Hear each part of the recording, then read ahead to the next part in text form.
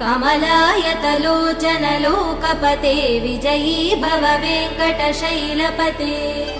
स चतुर्मुख षण्मुख पञ्चमुख प्रमुखाखिल दैवतमौलिमणे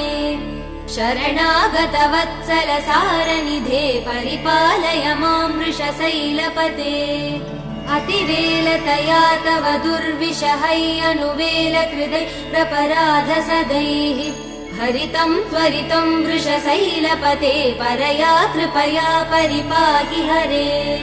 अधिवेङ्कटशैलमुदारमते जनताभिमतादिकदानरतात् परदेवदया गदितान् निगमै कमलादयितान् परं कलये